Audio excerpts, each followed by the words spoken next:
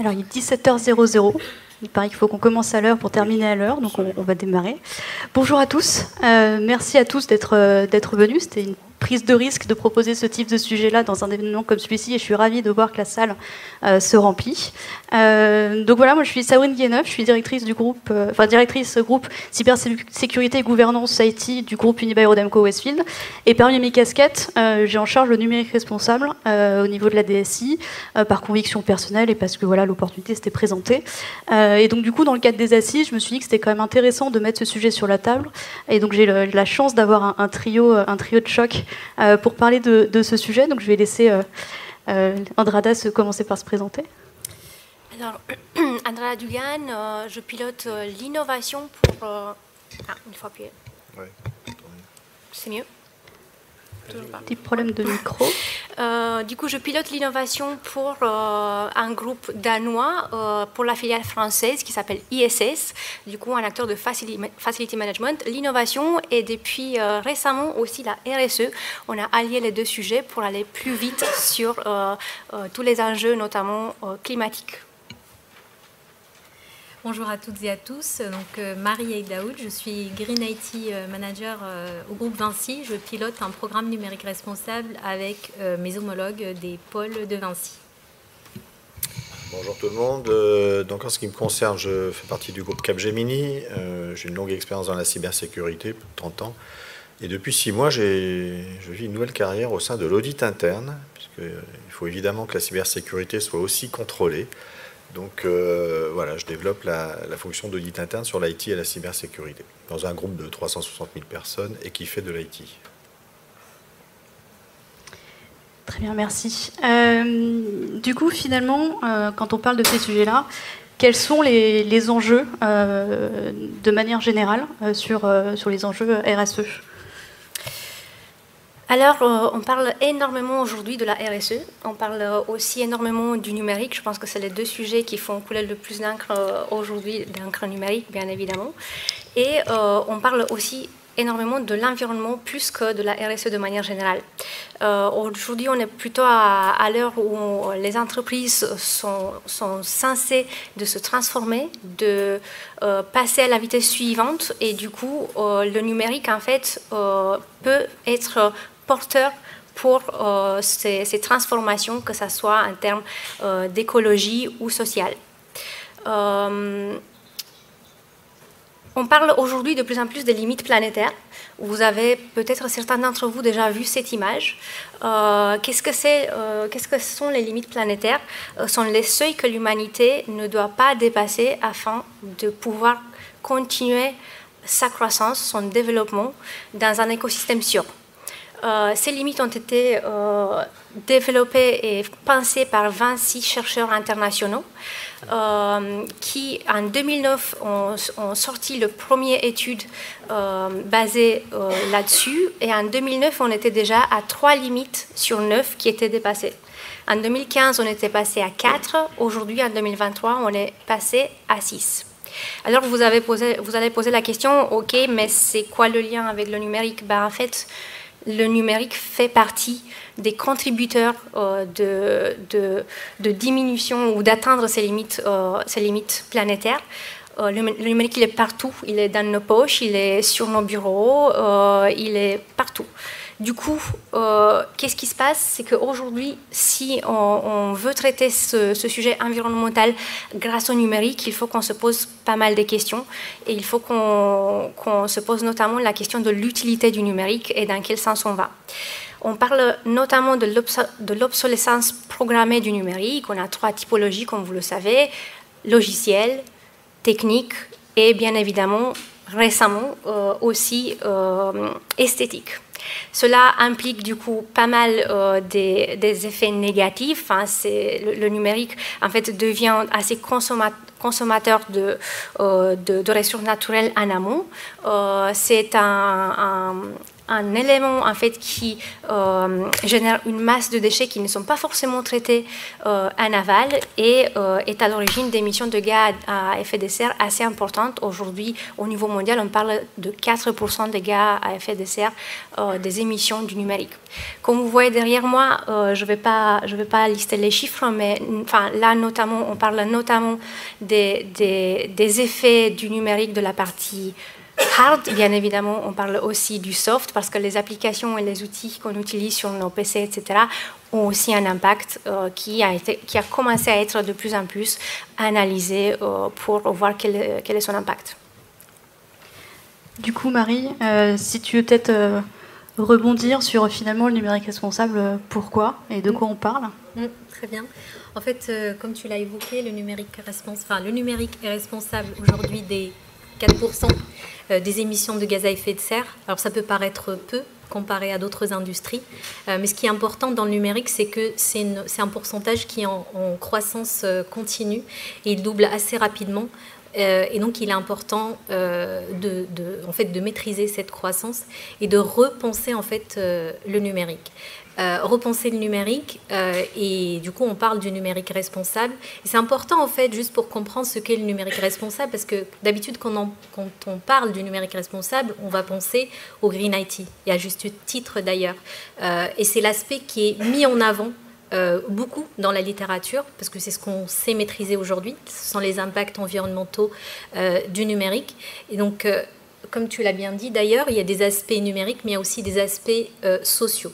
Il y a des aspects environnementaux, il y a aussi des aspects sociaux. Dans les aspects numériques, donc on va trouver ce Green IT, ce fameux Green IT qu'on connaît tous, et qui consiste à comment je vais réduire l'impact environnemental de tout le cycle de vie du numérique, donc de sa production, son usage jusqu'à la fin de vie. Tu as évoqué la problématique des déchets, la problématique des limites planétaires qui épuisent en fait en permanence les ressources. Et si on en croit les spécialistes aujourd'hui, si on continue à produire le numérique au rythme actuel, avec nos méthodes de production actuelles, on est sur 30 ans de ressources disponibles. Donc il est important de repenser le numérique sur le volet environnemental et donc d'aller vers le Green IT. Pour ça, je pense qu'on n'a pas le temps de détailler toutes les bonnes pratiques du Green IT, mais c'est en fait, ce qu'il faut retenir, c'est qu'aujourd'hui, si on veut aller sur la bonne pratique numéro 1 de Green IT, il va falloir économiser les ressources. Et pour économiser les ressources, il faut allonger et repousser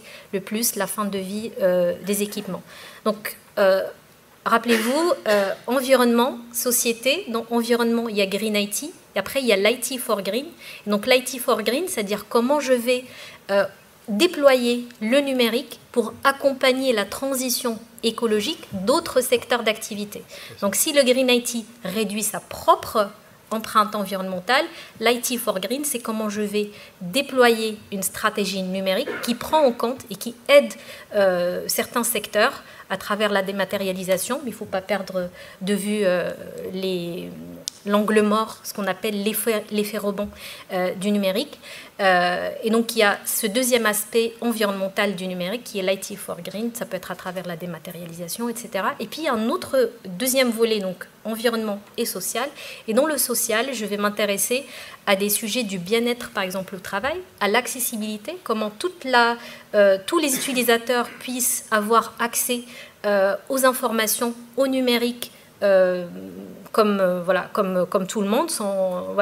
Et après, il y a d'autres problématiques sur comment je peux éviter, on le sait, on l'a vu récemment dans les médias, les nouveaux esclaves du clic, les personnes qui travaillent dans des pays pauvres et qui font en fait un travail qui est répétitif, celui par exemple de trier les emails, celui par exemple de répondre de manière systématique, faire un petit peu office de chatbot, mais voilà, c'est des humains qui sont derrière, qui font ils ont pas mal de petites tâches comme ça répétitives et qui sont assez épuisantes sur le plan psychologique.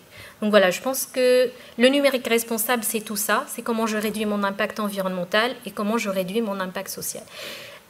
Tu l'as évoqué, le numérique, c'est 4% des émissions de gaz à effet de serre. Si on regarde ce ce que certains chercheurs appellent la face cachée du numérique, mais il peut aussi contribuer à hauteur de 16% pour aider d'autres industries à réduire leur impact environnemental. Et donc, il ne faut pas voir le numérique comme, comme quelque chose de destructeur. Il a aussi un rôle dans la transition, énergétique de manière générale. Et je pense que c'est ce qu'il faut garder en tête et dire comment je fais pour aller vers cette transition écologique. Merci. Et du coup, tout le monde dans la salle est en train de se dire, mais finalement, quel est le lien avec la cyber? Donc du coup, laisse Pierre-Luc rebondir. Oui, je vais rebondir avec une double approche. La première, elle est, donc en tant qu'acteur du numérique mondial, vous imaginez que nous, plus on a de personnes ou de clients qui font du numérique, on est ravis, hein, parce que évidemment, c'est notre business. Mais par contre, on est quand même sous une très forte pression de nos clients qui nous demandent d'intégrer dans nos services cette exigence, je veux dire, de sobriété numérique ou de Green IT, enfin, comment vous l'appelez. Donc il y a un effet domino qui se crée, mécaniquement, c'est que nous, en tant que n'importe quelle entreprise, nous avons la même exigence vis-à-vis de tout notre écosystème, mais pas uniquement en tant que en subissant cette exigence de nos clients ou de toute réglementation, c'est une politique d'entreprise.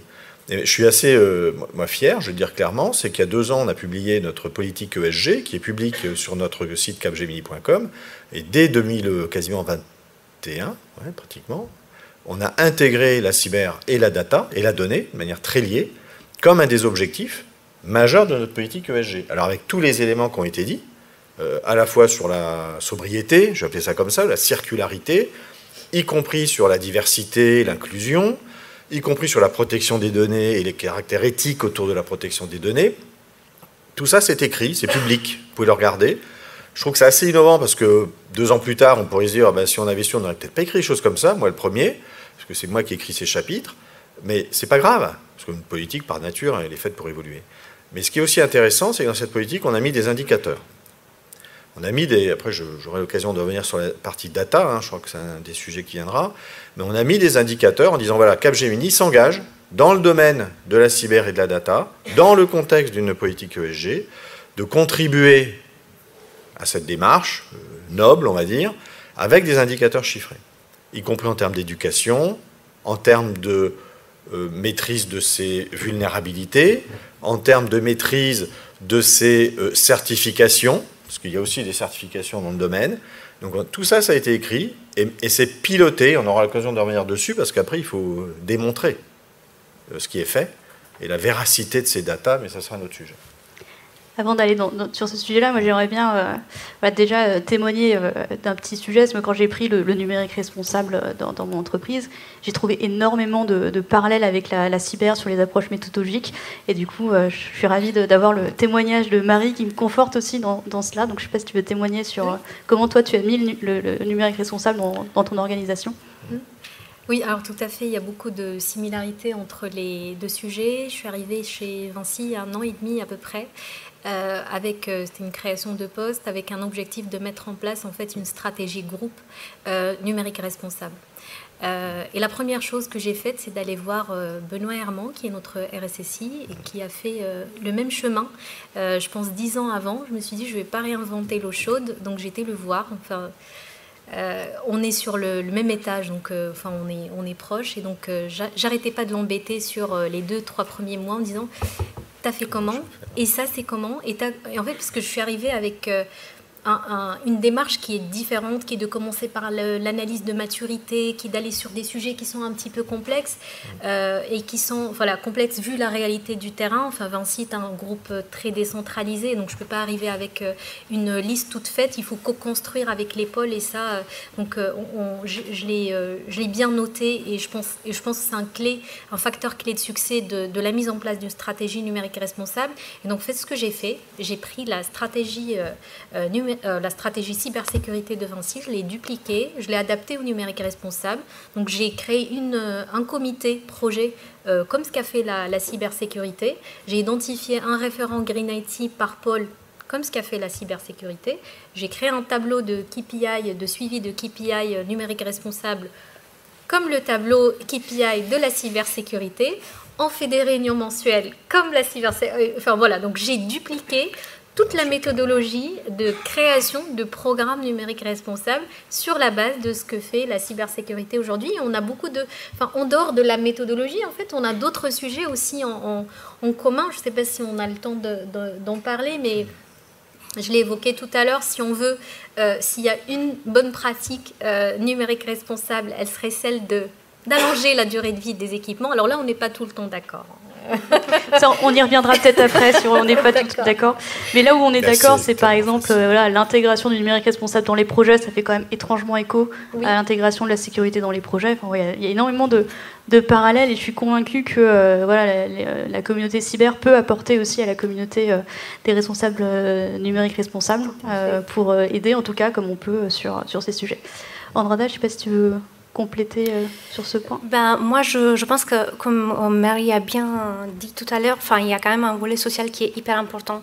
Aujourd'hui, dans le numérique responsable, on parle quand même de la fracture numérique pour des populations auxquelles on ne pense pas forcément tous les jours dans nos politiques RSE, cyber ou numérique responsable. Et aujourd'hui, la cybersécurité, c'est quand même, ça va au-delà de la techno. C'est devenu assez people-centric, si je peux le dire comme ça. Et on doit parler, en fait, dans les deux cas, de la pédagogie, parce que, en fait, si on réfléchit dans la plupart des cas de nos entreprises, les politiques RSE ciblent plutôt les membres du COMEX, la direction, le management, mais on oublie qu'en fait, les politiques RSE ne sont pas que des politiques pour les white collars, ce sont aussi pour des populations qui sont sensibles, des populations qui n'ont pas forcément accès à tout ce qui est numérique. Et du coup, on doit passer par une pédagogie, par une sensibilisation et formation de haut en bas et de bas en haut pour que justement, en termes de cybersécurité, on soit safe. Un autre parallèle aussi avec la cyber, c'est un peu, on a les sujets de démontrabilité, de comment on a notre niveau de maturité. Donc, tu voulais évoquer ce sujet, Pierre-Luc. Oui, parce qu'en fait, il y a plusieurs manières de voir les choses. Il y en a une qui est, de vivre les choses, c'est les subir, les anticiper et accessoirement peut-être de les gérer de manière intelligente. Et il y a les analogies qui marchent très très bien. Et c'est vrai que dans le domaine de la cyber, on est sous surveillance. Ne serait-ce qu'au travers des certifications ISO, vous montrez ce certificat. Maintenant, vous avez des agences de notation que vous connaissez sûrement. Donc, on a des métriques dans la cyber qui permettent aujourd'hui de démontrer une posture cyber. Et cette logique est en train d'évoluer, pour ceux qui connaissent, dans le reporting extra-financier. Donc on a l'habitude d'avoir les commissaires aux comptes qui viennent vous auditer, y compris les gens de la cyber, pour dire voilà, vos comptes peuvent être certifiés, vos applications, vos finances, tout ça tourne bien. Et vous avez aujourd'hui une démarche de reporting extra-financier qui est en train de se mettre en place, dans laquelle il y a des normes, des lois, des normes européennes qui sont en train d'émerger, dans laquelle la cyber et la data vont s'intégrer. Et là aussi, il va falloir des nombres. Quand vous avez des chiffres, des bilans comptables, vous voyez, c'est pas compliqué. C'est des plus, des moins, des euros, et puis point barre. Et vous avez des agences de notation aujourd'hui, on rentre dans une dimension assez stratégique, mais c'est fondamental, où ces agences de notation sont américaines. Vous les connaissez tous, Fitch, Moody's, Standard & Poor's, c'est la quatrième, j'oublie tout le temps. Quand vous regardez des nombres dans la finance, que vous soyez américain, japonais ou français, ça reste un euro, et un euro est un euro. Quand vous êtes dans le monde de la cybersécurité, de la data, la culture rentre en ligne de compte. Quand vous êtes européen, chinois, africain ou américain, la cyber, le risque, le secret, le numérique, c'est pas pareil. Et ça, c'est une réalité. Et donc, il faut que ces agences de notation, qui intègrent, encore une fois, la responsabilité sociale et environnementale, la cyber et la data, c'est en train d'arriver, c'est une histoire de 2-3 ans, prennent en compte cette dimension culturelle ou régionale. Donc, il y a des travaux en cours, et donc moi, je suis à fond dedans depuis plusieurs années déjà, et il y a c'est un vrai sujet pour les RSSI, ça c'est clair, net, précis. Il faut être très vigilant sur votre qualité de reporting des données que vous collectez, qui vont rentrer dans votre responsabilité sociale et environnementale liée au numérique et à la cyber, et il faut vraiment vous poser la question des KPI, des KRI, des data, qui vont démontrer en quoi vous êtes éthique vis-à-vis de vos données, sécurisé vis-à-vis des applications et des services que vous vendez à vos clients, j'en passe et des meilleurs. C'est un sujet fondamental. Et c'est une histoire plus stratégique, j'en conviens, mais c'est à 2-3 ans et ça démarre maintenant. Oui, parce que après, ça va conditionner des financements ou pas, et c'est des enjeux stratégiques. Juste pour vous donner 2 exemples, parce que là, moi, je serais très bavard sur le sujet, mais en interne, on a deux démarches. On a parlé beaucoup, c'est comment le numérique, on dira peut-être en conclusion aussi le côté positif de l'histoire. On parle de Zero Trust. Nous, on a mené un programme Zero Trust, comme sûrement beaucoup d'entre vous. On a fait le bilan économique. Alors, on ne l'a pas fait sur le plan énergétique, mais bon, ça va être vite fait. Quand vous enlevez tous vos firewalls d'une infrastructure et que vous avez des providers dans le cloud qui vous permettent de sécuriser l'accès à vos applications de manière plus fluide, mieux sécurisée, avec vos identités mieux stockées, etc., il y a un bilan économique qui est assez simple à faire, finalement, et il y a plein d'acteurs ici qui vous sauront vous le dire, mais il y a aussi certainement un bilan énergétique qui peut être mené. Alors évidemment, c'est un exercice qui n'est pas simple, mais qui devrait être mené. Voilà. Et ça, c'est une tendance de fond. On a parlé de l'allongement de la durée de vie de vos petits téléphones, laptops, etc. C'est clair que c'est pas très compliqué. C'est un choix important et qui a des impacts immédiats. C'est ça qu'il faut dire, immédiats. Moi, le BIOD, vous voyez, je pourrais avoir, en tant que dirigeant, je peux avoir un deuxième téléphone. Je m'y refuse. Moi, mon téléphone, il est perso. J'ai mon MDM, j'ai mon container. Tout est chiffré. Le jour où je pars, c'est wipé instantanément. J'ai plus de data pro sur mon iPhone. C'est mon choix, je pourrais avoir un bout de télécom, marque je ne sais pas quoi, je le refuse. Voilà. C'est des petits gestes, mais j'aime bien le dire. Du coup, ça fait une bonne transition sur... Et c'est sécurisé en plus. Et du coup, une bonne transition sur la suite, parce qu'on a beaucoup parlé de ce qui nous rapprochait finalement. Ouais. Mais Marie, tu as commencé à toucher les dents en disant que des fois, on n'était pas copains. Du coup, voilà, sur quel... et Pierre-Luc a un peu répondu à la question. Donc du coup, Marie, si tu veux compléter. Oui. Alors, je vais peut-être commencer sur les sujets où on est copains. Comme ça, je me fais des copains dans la salle. Une des pratiques qu'on pousse, c'est de ne pas dupliquer les documents, par exemple. Et ça, c'est une pratique, c'est pour ne pas avoir de la redondance, ne pas avoir plusieurs versions, même si... on sait qu'il y a un versionnide, mais on peut le contrôler. Et ça, c'est un petit peu optimisé. Donc, c'est une bonne pratique numérique responsable et c'est aussi une bonne pratique de sécurité. Là, alors, c'est pas forcément qu'on est... Si on n'est pas d'accord, oui, c'est la réalité, mais ça nous donne... c'est un défi à relever. Ensemble, c'est par exemple quand on parle, et j'y reviens encore, à l'allongement de durée de vie des équipements, mais en dehors de l'entreprise, par exemple.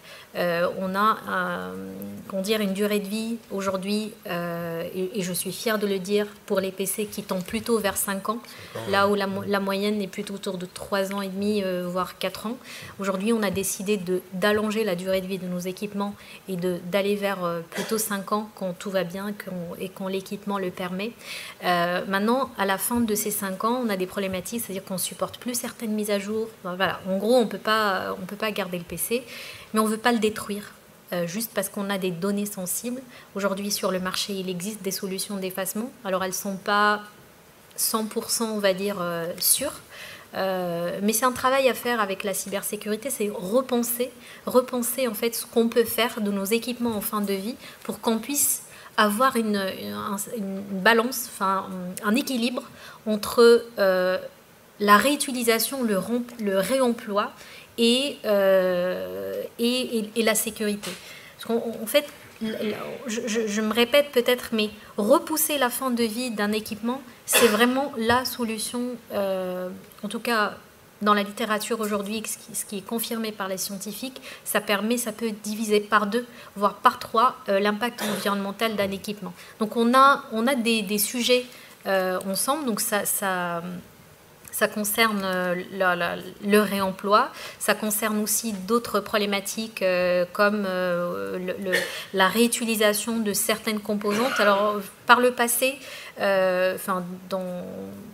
je veux dire, il y a 10-15 ans, c'était destruction directe des disques durs. Et après, les ordinateurs, ils sortent sans disque dur, on veut bien les donner, mais qui va les utiliser sans disque dur? Ou alors il faut racheter. Et, en termes de coûts, économiquement, c'est pas viable, et écologiquement, c'est pas viable. Donc voilà, ça c'est une des problématiques. Après, la deuxième problématique qui est un petit peu reliée, c'était comment je peux tracer les D3E en fin de vie. Tu l'as évoqué. C'est une grande problématique quand on sait aujourd'hui que 80% des D3E sont hors radar. Alors du coup, D3E, c'est tous les déchets électroniques. Voilà, pour oui, D3E, donc c'est déchets d'équipements électriques et électroniques, et c'est tous les déchets. Il y a aussi les frigos dedans, et en fait, les déchets numériques, c'est une catégorie de ces D3E, et on les appelle e-déchets aussi. Et en fait, 80% de ces déchets d'équipements électriques ils ne rentrent pas dans les circuits de recyclage. Et les 20% qui rentrent dans le circuit de recyclage, aujourd'hui, on ne sait pas tous les recycler parce qu'il y a des problématiques d'alliage voilà, que techniquement on n'arrive pas à résoudre, ou alors à un coût qui est exorbitant. Et donc on recycle très peu de D3E aujourd'hui. Donc il faut s'assurer que nos équipements en fin de vie ne finissent pas dans des déchetteries, par exemple, comme ce qu'on voit dans les reportages au Ghana ou en Chine. Voilà. Donc ça aussi, c'est un challenge de traçabilité des D3E qui est de sécurité. Alors peut-être pas directement cyber, quoique, il y a des sujets. Si, après, il y a aussi l'économie circulaire pour remettre dans le circuit. Donc là, ça implique aussi d'autres questions, effectivement, d'effacement des données pour être sûr que voilà, les données sont pas retrouvées. Donc, j'ai vraiment le mauvais rôle, donc je fais timekeeper, hein, Marie, tout le monde ne voudra pas. Andrada, du coup, est-ce que toi, tu peux compléter sur ce sujet-là par rapport à ton expérience d'entreprise ? Moi, je représente une entreprise de service. Du coup, on se retrouve assez souvent, nos agents sur le terrain, on se retrouve assez souvent en fait avec leurs propres équipements que l'entreprise fournit pour qu'ils puissent travailler dans les meilleures conditions. On se retrouve chez des clients qui vont nous fournir leur propre équipement. Du coup, on se retrouve avec finalement 2 smartphones, un de l'entreprise A, un de l'entreprise B et un troisième, le perso, Pierre-Luc. Enfin, voilà, il n'y a pas tout le monde qui a encore... qui a adopté les bons gestes, mais il y a quand même énormément d'entreprises qui continuent à mettre des barrières à ce qu'on souhaite développer par la suite en termes de numérique responsable. Moi, ce que je dirais, c'est que... j'ai participé la semaine dernière à une table ronde autour de la RSE et de l'innovation. Et ce que j'ai retenu de cette table ronde, et je me suis dit que c'est très intéressant de vous partager aujourd'hui ici, c'est un seul mot qui est la coopération. Que ce soit la coopération en interne, on continue quand même à travailler de manière très silotée, et du coup d'un point de vue stratégique, à propos de ce que tu disais aussi Pierre-Luc, il faut qu'on se parle, il faut que... On a une casquette cyber, on a une casquette RSE, on a une casquette numérique pour qu'on puisse développer des projets à forte valeur ajoutée et durable, et des produits et des services par la suite aussi, mais aussi de la coopération externe. Et c'est là le point que je trouve le plus important, des consortiums, créer des consortiums pour aller plus vite dans le déploiement des projets durables et du coup dépasser en fait ces freins, que ce soit en termes de cybersécurité ou numérique responsable. Des consortiums entre des entreprises du même secteur, parfois des consortiums entre des entreprises même concurrentes, pourquoi pas, mais l'idée c'est qu'on ne peut plus atteindre en fait la réglementation qui arrive et qui dit on arrête 5 téléphones dans la poche d'une personne. C'est pas possible. Si on veut aller plus vite, le but c'est de travailler de manière collective dans ce sens. Et donc là, on arrive sur le sujet, je pense, qui est un éléphant dans la salle, comme diraient nos amis anglo-saxons, qui est finalement le BYOD, qui est un sujet un peu tabou dans le domaine de la cyber. Du coup, Pierre-Luc. J'ai un peu anticipé, ouais, désolé. Oui, pas grave. On avait bien préparé. Quand je suis lancé, moi je ne m'arrête plus. Donc, oui, ce sujet du BYOD, c'est à la fois un vrai sujet, parce qu'on comprend les plus et les moins, les avantages et les inconvénients, les problèmes personnels que ça peut créer. Je ne veux pas que mon entreprise regarde ou installe des choses sur mon téléphone, etc. Mais pour élaborer pendant des heures et des heures, moi je voudrais aussi rebondir sur ce qui vient d'être dit, sur parfois de faire de crise des opportunités. Et le Covid a été un très très bon révélateur. Quand on parlait le client a besoin que tu utilises mon laptop ou mon téléphone, etc. Nous, le Covid, je crois de mémoire, c'est en 2 semaines. Nos clients, vous savez comment ils sont, on travaille chez nos clients. Ou des fois, ils nous donnent des laptops pour qu'on travaille sur leurs environnements. En 15 jours, ils ont quasiment tous accepté que nos collaborateurs, notamment en Inde, travaillent de chez eux avec les laptops de Capgemini, sur les environnements clients. Et je vous parle des institutions financières, services gouvernementaux, j'en passe et des meilleurs. Ça a fabuleusement marché. Donc, la preuve est que il n'y avait pas forcément besoin de plusieurs laptops. D'accord ? Donc c'était un vrai changement. Alors, je ne dis pas que c'est 100%, évidemment, mais en 15 jours, et les clients l'ont accepté. Bon, maintenant, on est en train de dire revenez au bureau. C'était la contrainte.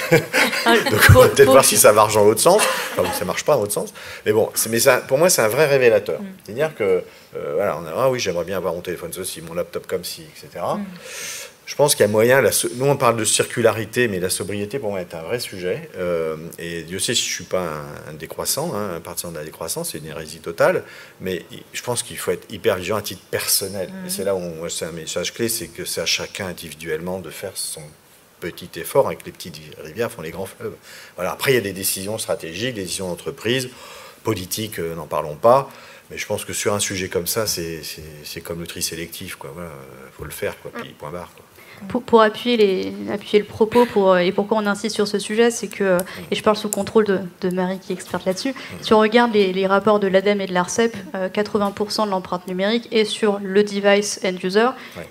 Et dans ces 80%-là, quasiment aussi 80%, c'est la fabrication de ces devices. Donc si on limite le nombre de devices et on étend la durée de vie, on a un impact réel sur... et donc là, ça pose un peu le côté un peu... voilà.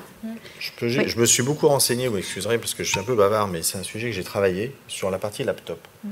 En fait, quand vous prenez un ordinateur, vous avez un écran. Qu'est-ce qui consomme de l'énergie? Quand vous voulez le recycler, alors soit vous le mettez à un cycle d'or, vous le perdez, mais vous pouvez aussi le faire évoluer. Donc quand vous faites évoluer un laptop, c'est quoi? Son écran, peut-être qu'il a une meilleure capacité, moins de dépenses d'énergie parce que vous changez la partie graphique, vous changez la batterie, vous changez la mémoire, vous changez la CPU. En gros, c'est comme ça que vous pouvez faire évoluer. Et changer la CPU, c'est pas forcément le sujet le plus facile, parce que les constructeurs, c'est aussi dans leur modèle économique, ils donnent de la puissance, plus de puissance, donc vous leur changez parce que je donne plus de puissance.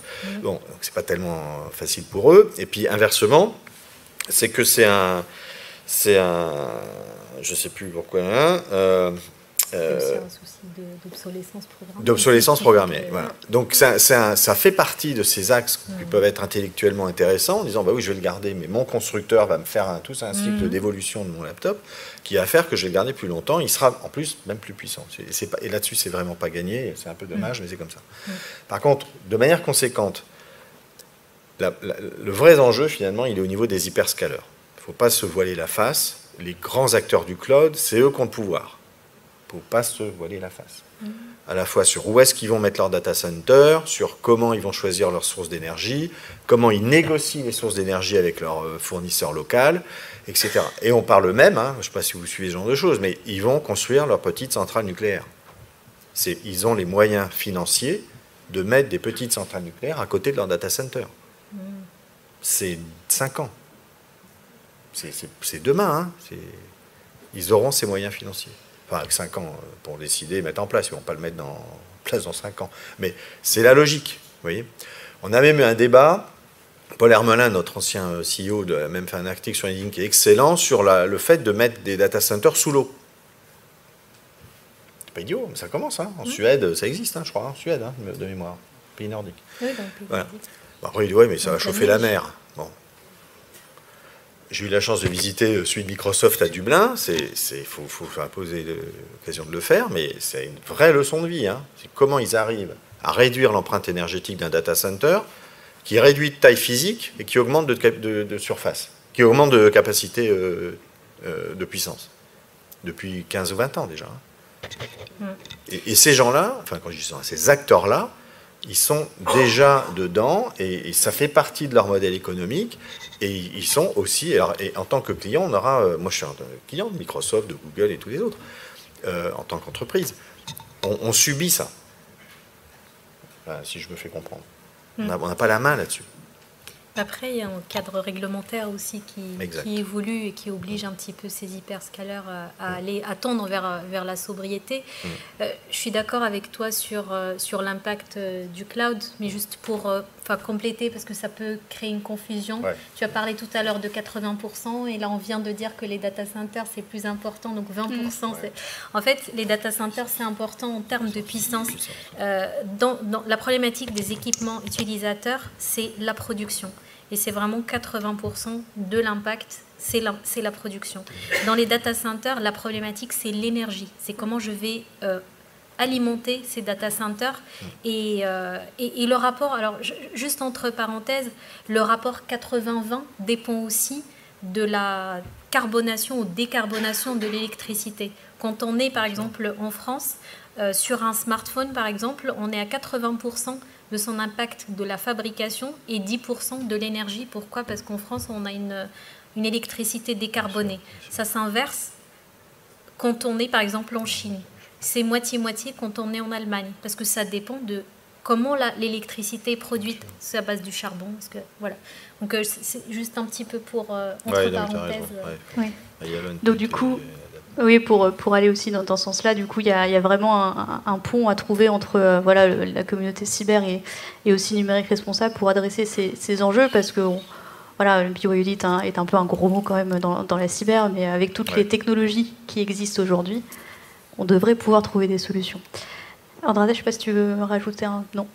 Du coup, on a temps pour quelques réactions et questions, parce que justement, on a un sujet intéressant. Donc, est-ce qu'il y a... C'est toujours la première question qui est compliquée. Ah, merci. Merci de vous dévouer. Pour reparler de toute cette partie cloud et des grands faiseurs comme ça, on est asséné de chiffres dans ces clouds. On sait combien de CPU on utilise, on sait combien de mémoire, on sait combien ça nous coûte, etc. On ne peut pas avoir, je ne sais pas si ça existe d'ailleurs, on ne peut pas avoir une estimation de la consommation de l'empreinte carbone. Il y a des indicateurs. Ça existe ou pas? Bon, ils sont assez... Enfin, je sais qu'on leur a demandé. Ils ont été transparents là-dessus, mais on revient à la partie de la réglementation. C'est ce que j'ai dit tout à l'heure. Il va y avoir des reportings officiels, contrôlés, parce qu'après, ce que je voulais dire tout à l'heure, mais je n'ai pas été très... Il va falloir, entre guillemets, les certifier, ces données. Ce n'est pas de l'autodéclaratif, ce n'est pas possible. Il va falloir qu'il y ait une validité, une qualification des datas qui seront publiées sur la consommation, l'impact énergétique. Puis alors, on parle beaucoup de ça, mais moi, je trouve que le sujet, quand même, normal, on ne peut pas tout traiter, mais dans le numérique risque responsable, il y a quand même d'autres chapitres très importants, mais peut-être qu'on fera en conclusion. Et juste pour compléter, aujourd'hui sur les data centers, on a un indicateur qui est très important, qui s'appelle le PUE, qui donne en fait une idée sur la consommation énergétique, y compris la climatisation des data centers, et ça peut être un indicateur environnemental. Alors à la base, c'est un indicateur FinOps, si je puis dire, mais on peut le quantifier aussi, le qualifier d'un KPI ou d'un indicateur environnemental. Et l'idéal, ce qu'on dit en fait, c'est pour qu'un data center soit écologiquement, on va dire, correct, c'est le PUE, il faut qu'il soit aux alentours de 1,2, 1,3. Quand on est sur 2, ça veut dire qu'on est sur une aberration. Enfin, aujourd'hui, ce n'est pas le cas dans les data centers parce que voilà, il y a une réglementation, il y a une tendance, il y a aussi une pression de la part des grandes entreprises et des clients parce qu'il y a un aspect financier aussi et il y a cet aspect environnemental.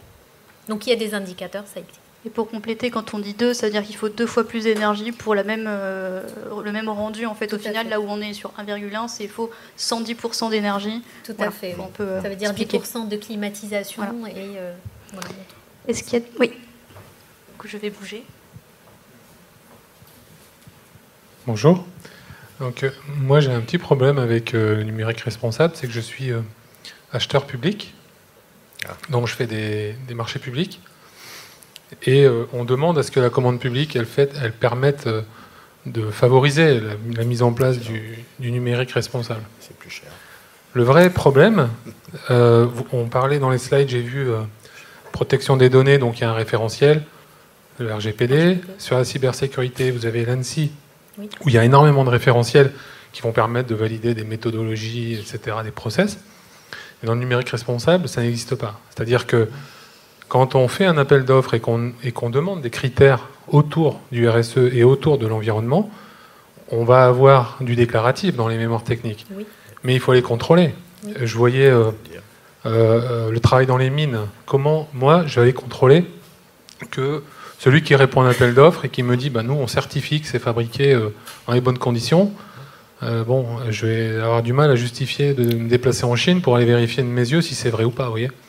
Donc c'est l'absence de référentiel global qui peut aussi, qui pourrait permettre de faciliter, s'il existait, que la commande publique le fasse. Il y a en cours d'élaboration au niveau européen, c'est en cours. C'est en cours, mais c'est toujours, voilà. Ça prend du temps. Et aujourd'hui, on est quand même un peu critiqué parce que on a du mal. Moi, je travaille dans une grande centrale d'achat nationale et on a du mal. On nous critique en nous disant vous faites pas assez. Mais c'est tout le travail qu'il y a derrière en fait. C'est la réflexion intellectuelle sur ce qu'on demande. Alors quand c'est des marchés de services, ça va pas être les mêmes effets que quand c'est des marchés de cloud. Je viens de faire un marché de cloud qui était extrêmement compliqué, et hormis la frugalité des données, hormis le stockage, hormis qu'est-ce qu'on fait des données mortes ou des données stockées à froid, comment ça se passe, là on peut avoir des indicateurs. Oui. Mais comment on compare tout ça d'une entreprise à l'autre? Certaines vont vous dire, moi je plante des arbres quand il y a... c'est compliqué de donner un axe à tout ça. Donc il manque pour moi un référentiel unique. Je suis complètement d'accord avec vous, et on est en plein dedans avec la direction achat IT. Alors je pense que le référentiel va arriver, mais c'est vrai qu'il faut se poser des questions de bon sens. Et pareil, chez Vinci, on a une liste sur la conformité RSE, sur le travail forcé, etc. Ça reste du déclaratif, malheureusement. Mais on peut aller chercher la cohérence, on va dire, des réponses peut donner une idée, mais malheureusement aujourd'hui on n'a pas le moyen, et c'est exactement ce que vous avez dit. Autant sur la RGPD, on a un cadre réglementaire qui est clair. Après, on peut discuter aussi de la RGPD, parce que quand on dit traitement légitime et licite, qu'est-ce qu'on met derrière légitime et licite? Voilà, c'est une autre... On va peut-être pas ouvrir ce débat, sinon on est là pour... Aujourd'hui, il y a déjà quand même des pratiques de contrôle. Moi, je prends le Dow Jones, pour ne citer que eux, le Dow Jones Sustainability Index. Moi, ça fait 4 ans qu'on les a sur le dos. Vraiment, c'est du high level, hein. C'est quand même pas terrible, je vous le dis quand même. Et il y a des indicateurs. Ils nous demandent, donc c'est déclaratif, c'est clair, c'est une démarche politique, d'entreprise, d'avoir ces indicateurs, de dire voilà, et ma trajectoire. En fait, ce qui est important, c'est de dire voilà, d'où partez-vous, en êtes-vous aujourd'hui, mais vers quoi vous devez aller. Nous, on dit carbone neutral en 2050 ou 2030. Bon, c'est vœu pieux, j'en sais rien. Et personne n'en sait rien. D'accord? Et on ne sait même pas si on va y arriver. Par contre, c'est un objectif. Vous dites où j'en suis aujourd'hui. Moi, je vais vous donner l'exemple, je reviens d'Inde. 100% de nos campus en Inde, c'est quand même 150 000 personnes, ils sont green. Voilà. On sait que toute l'énergie consommée sur ces campus est décarbonée. Donc ça, c'est démontrable. C'est pas compliqué. Oui. Donc c'est des petites choses comme ça que vous additionnez. On a discuté avec mon patron des achats sur le sujet il n'y a pas longtemps. Il disait les ascenseurs, c'est pour les facilités. On s'est dit, ouais, quand même, quand tu prends l'ascenseur pour descendre 2 étages, quand même, les gens pourraient prendre les escaliers. Que vous avez 4 personnes dans un bâtiment, sûr que ça ne va pas faire un gros impact. Mais après, vous ne savez pas, vous avez une tour de 30 000 personnes, vous dites, à partir du 3e étage, on ne descend pas au zéro. Voilà. Je ne sais pas ce que ça veut. Mais vous voyez, ce genre de solution, entre guillemets, bête, mais qui peut quand même avoir un petit impact. Oui, bon. Ouais. Après, ça commence quand même à être de plus en plus cadré. Avec l'existence du scope 3 dans nos bilans carbone, on va quand même tous être obligés de remonter tout au long de la chaîne pour regarder qui sont nos fournisseurs et comment ils produisent les produits du coup qu'on achète. Ça ne bouge pas très vite, on est d'accord, mais il y a quand même des choses qui sont en train de se mettre en place. C'est encore une similité avec la cyber d'il y a quelques années. Oui. Parce que là, je me suis fait rappeler à l'ordre pour dire que c'est bientôt la fin. Du coup, un petit mot de conclusion. Je ne sais pas, Andrada, si tu veux conclure ton message clé. Comme Pierre-Luc disait, il faut quand même qu'on agit tous à notre propre niveau, même si c'est individuellement avec un seul portable ou de manière collective. Et de manière collective, il faut qu'on commence à être de plus en plus radicaux pour que justement on puisse bouger les choses dans le bon sens. Marie, ton mot de la fin?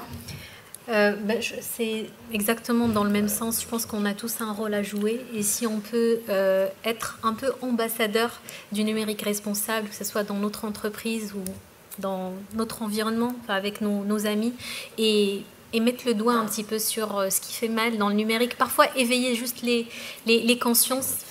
On n'y pense pas parce que le numérique, c'est le cloud, c'est immatériel. Et quand on dit que non, le numérique, il a un impact environnemental et social, Des fois, il suffit d'en parler pour dire ah oui, effectivement, il faut que je fasse quelque chose à mon niveau. Et je pense qu'on a tous un rôle à jouer et tous les efforts sont bons à prendre. Et voilà, petit à petit, je pense qu'on peut sortir de ce tunnel. Pierre-Luc ? 2 petits points de conclusion, toujours à ma nature, optimiste. La question, l'analogie, enfin la similarité entre le numérique responsable et la cyber, vous avez la question du coût. Est-ce qu'un client sera OK pour payer une solution, un service plus cher parce qu'il est mieux sécurisé, parce qu'il est green? Une question, hein. La tendance, parler avec mes achats, on a certains clients qui commencent à le faire. Pas dit que c'est 10 000, 100 000, non, c'est quelques-uns. Ils sont prêts à mettre quelques pourcents de plus dès lors que son fournisseur est engagé dans une démarche qui est plus sécurisée et en plus responsable d'un point de vue consommation énergétique.